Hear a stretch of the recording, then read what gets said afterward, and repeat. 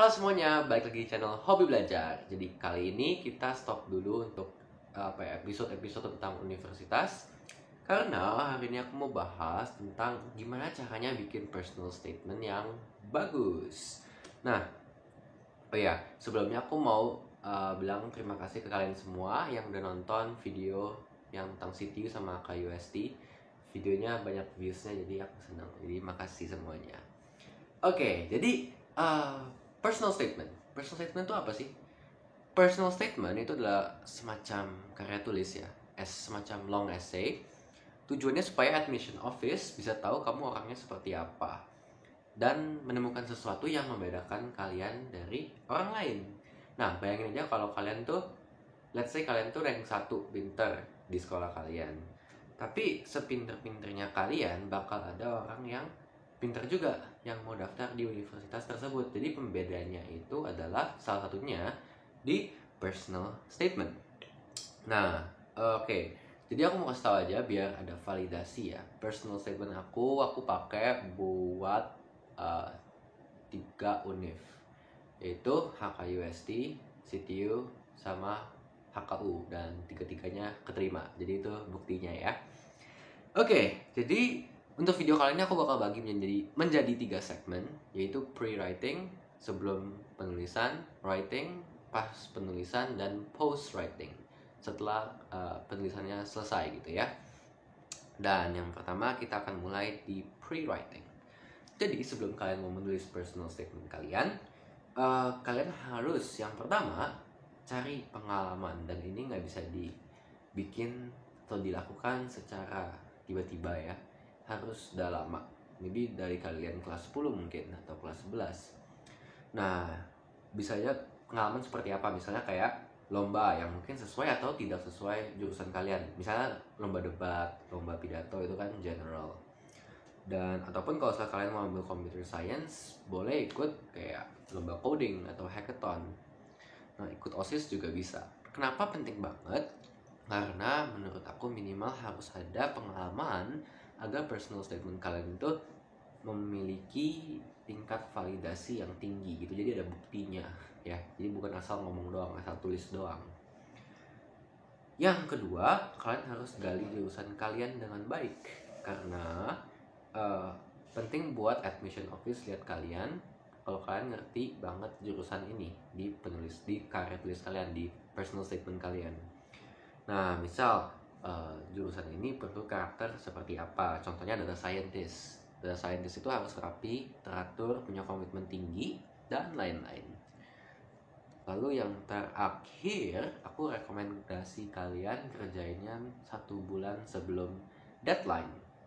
Karena aku sendiri nggak nyampe sebulan sih, I would say 3 minggu ke 4 minggu gitu aku kerjainnya. Jadi ada spare waktu kan banyak, supaya nggak stres gitu. Dan kalau aku, cara kerjainnya aku tahu personal statement itu sangat overwhelming, very stressful. Dan aku jujur aja nunda-nunda kerjainnya. Karena aku takut kayak penting banget kan gitu in my mind. Jadi kalau aku tipsnya, kalian kerjainnya 1 hari 1 paragraf. Jadi santai aja, 1 hari 1 paragraf, gas aja tulis. Gak usah kayak dicek ulang grammarnya dulu, kerjainnya dulu. Nah, terus nanti habis udah kelar semuanya, kalian baru proofread lagi semuanya gitu. Dan itu adalah untuk tahap dari pre-writing. Oke, jadi sekarang kita bakal bahas tentang writing ya. Kalau aku rekomendasi let's say 500 till 700 words itu menurut aku paling oke. Karena kalau kalian udah kayak 1000 words itu udah menurut aku bakal bertele-tele. Jadi keep it concise. Tapi lagi-lagi aturan univ itu beda-beda ya. Contohnya itu kalau HKUST, CTU itu nggak gitu ada aturan, HKU juga nggak ada aturan. Kalau CUHK ada spesifikasinya. Kalau NTU itu if I'm not mistaken 300 words. Jadi kalian harus adjust ke univ masing-masing. Habis itu, bagian pertama, the first paragraph menurut aku kalian harus mulai dengan suatu intro yang berisi tentang a quote or a statement yang memberitahu atau menghint admission office-nya tentang jurusan yang kamu minati. Nih, aku bacain ya punya aku.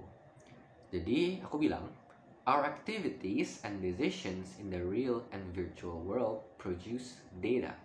Aktivitas kita dan keputusan kita di dunia asli dan virtual itu menghasilkan data. Also known as the new oil of the 21st century, diketahui juga sebagai oli baru pada abad ke-21. Itu opening aku gitu ya. Ya mungkin setiap jurusan pasti ada kayak statement yang terkenal gitu sih. Kalau data science setahu aku kayak gini famous statementnya. Lanjut. And I am fascinated by ... itu menurut aku adalah phrase yang penting ya, biar kita kayak show kalau kita penasaran nih, kita interested di bagian ini gitu ya. Kalau aku bilangnya, and I'm fascinated by the contribution of data towards many sectors when handled correctly. Dan aku sangat interested, sangat tertarik tentang kontribusi data kepada banyak sektor saat di-handle atau diproses dengan benar. Nah, dengan ini kan kita bisa show kalau ke mereka, oke, aku sangat tertarik nih tentang kontribusi data ke banyak sektor gitu. Oke, jadi paragraf kedua, kalian harus ceritain kenapa kalian pilih jurusan ini atau jurusan tersebut. Nah, kalau aku bilangnya, my interest in data science developed when I enrolled in a data science professional online course funded by Universitas Multimedia out of curiosity. Jadi, ketertarikan aku dalam data science itu berkembang saat aku ikut suatu program kelas data science oleh UMN, Universitas Multimedia Nusantara, where we use Python and R to process data, di mana kita belajar Python dan R programming untuk proses data. After a while, I gained some understanding of data processing, and it made me eager to learn more about how to handle various kinds of data with many other techniques. Jadi setelah beberapa lama, aku mulai mengerti cara data processing, dan itu membuat aku ingin belajar lebih banyak cara menghandle data yang berbeda dengan teknik berbeda. Terus itu kan kita jelasin tuh kenapa kita mau jurusan ini, dan jangan lupa kayak jangan sombong gitu.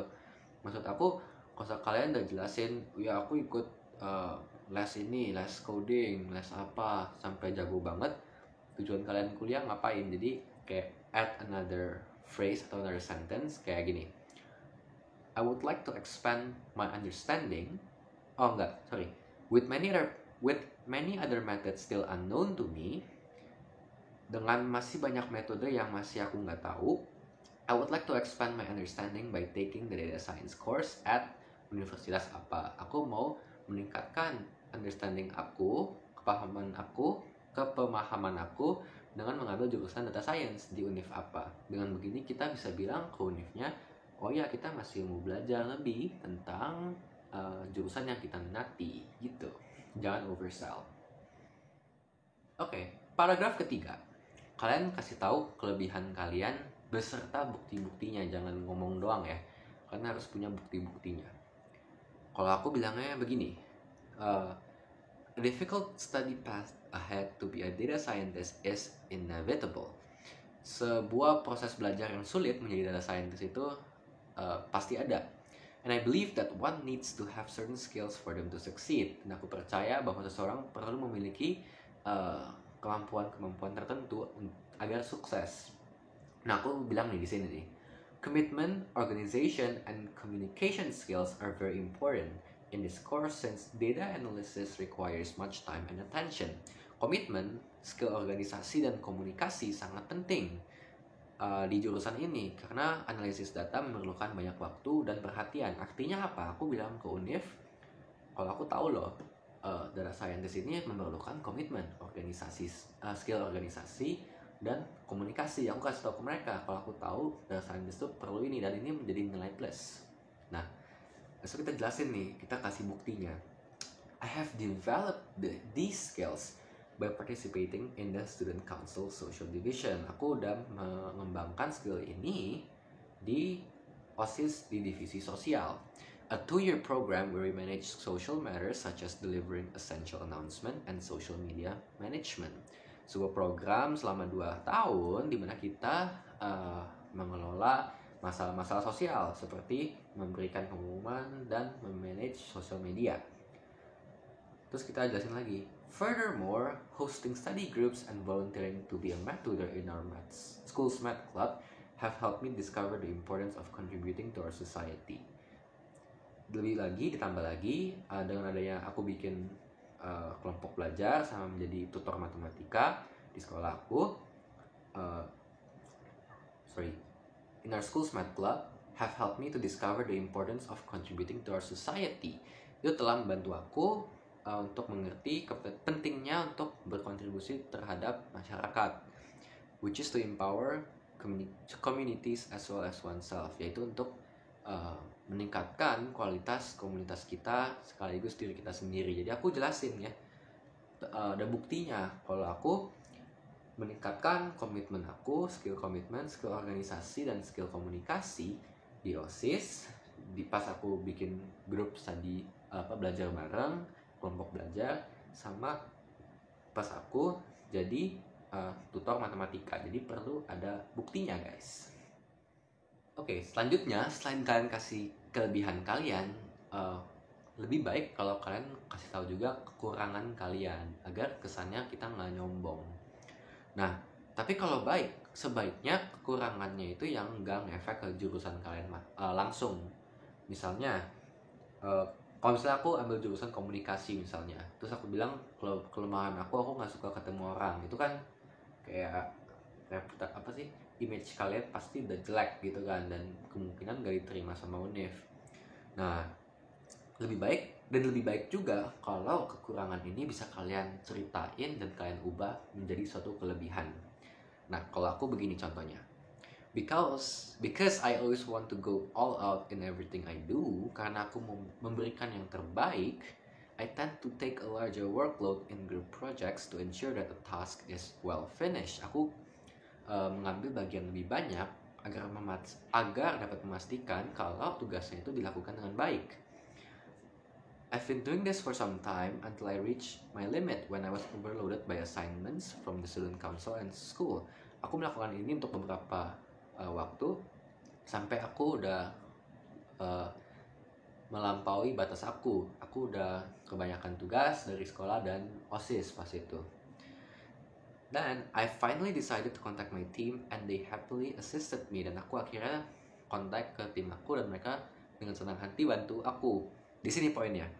Aku bilang, I realized that rather than trying to do everything, it is better to delegate the task equitably and keep good communication among members. Jadi di sini aku bilang, aku sadar daripada mencoba untuk melakukan segala sesuatunya, lebih baik untuk membagi tugasnya secara adil dan mempertahankan komunikasi yang baik. Jadi aku mempelajari suatu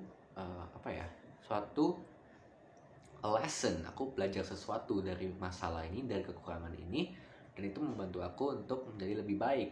Nah, lebih bagus kalau kalian bisa bikinnya seperti itu.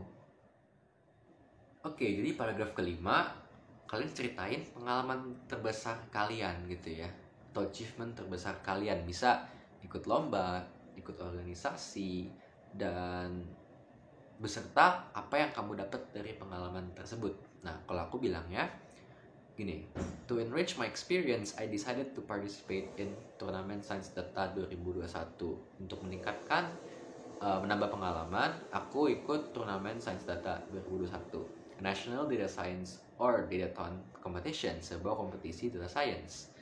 Our team chose the topic how the pandemic affects micro, small, and medium enterprises in Indonesia. Tim kami memilih topik bagaimana pandemi ini memengaruhi UMKM di Indonesia. In our analysis, we discovered that the pandemic has boosted the growth of enterprises contrary to our initial hypothesis. Di analisa kami menemukan bahwa pandemi ini justru meningkatkan UMKM di Indonesia berbanding terbalik dengan hipotesa awal kami. Fortunately, we advanced to the top 15 and were required to give a presentation to the judges. Untungnya kami maju ke 15 besar dan disuruh untuk kasih presentasi kepada juri. During our presentation, the judges believed that the way we thought was already aligned with a data scientist and all we need was just experience.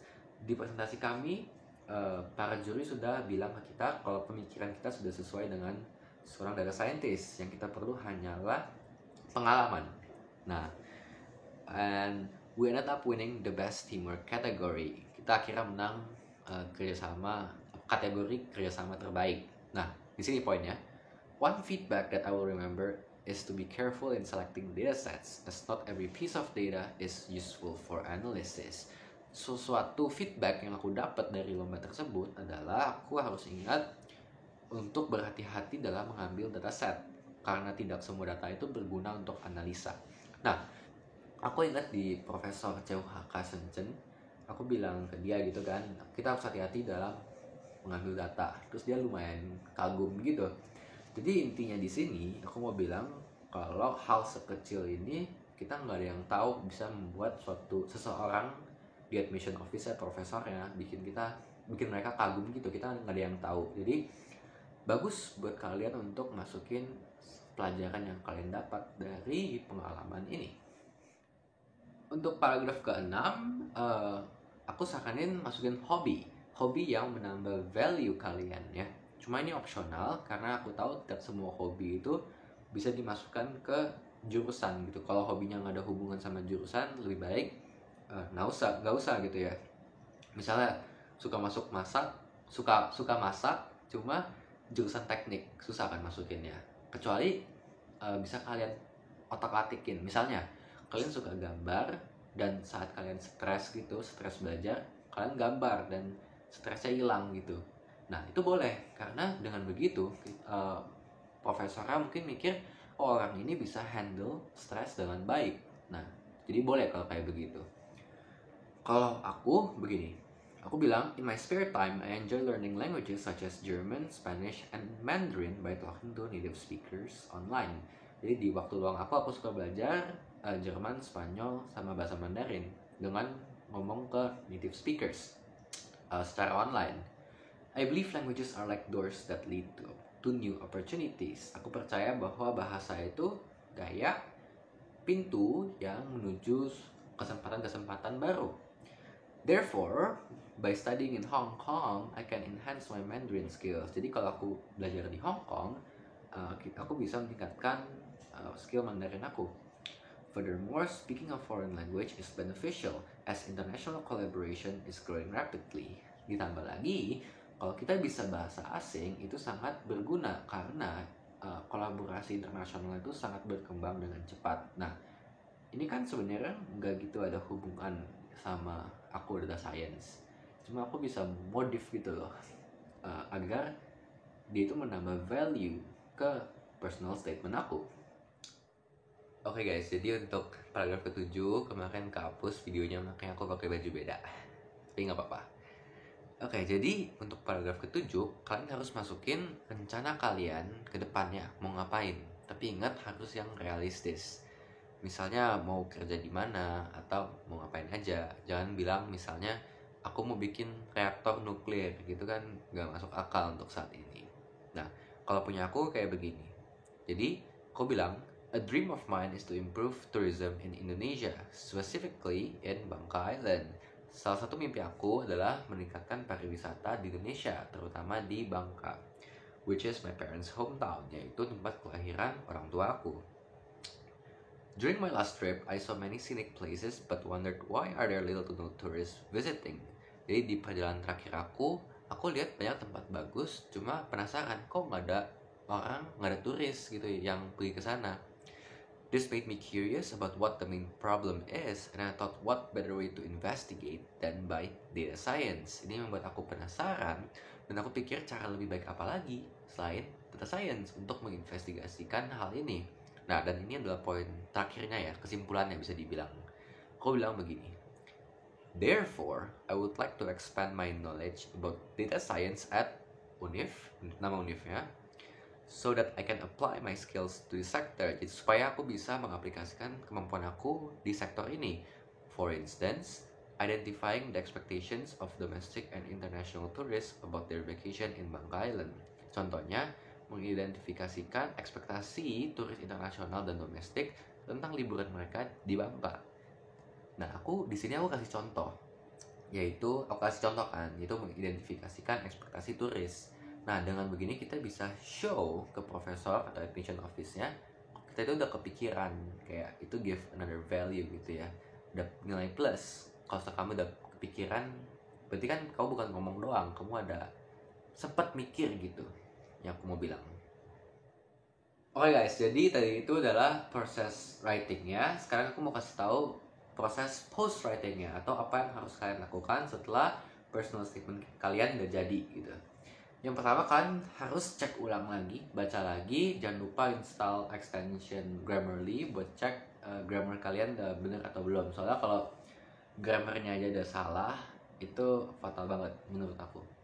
Yang kedua, kalian juga harus kasih personal statement kalian ke teman-teman terdekat kalian atau ke keluarga kalian, karena kadang mereka bisa melihat sesuatu yang mungkin kalian gak kepikiran. Tapi ingat, just to your close friends dan family, jangan orang strangers. Takutnya kan bisa disalahgunakan, mungkin bisa dicontek gitu kan, amit-amit. Jadinya kan kalian bisa dituduh nyontek personal statement orang, dan itu kalian tentu nggak mau ya.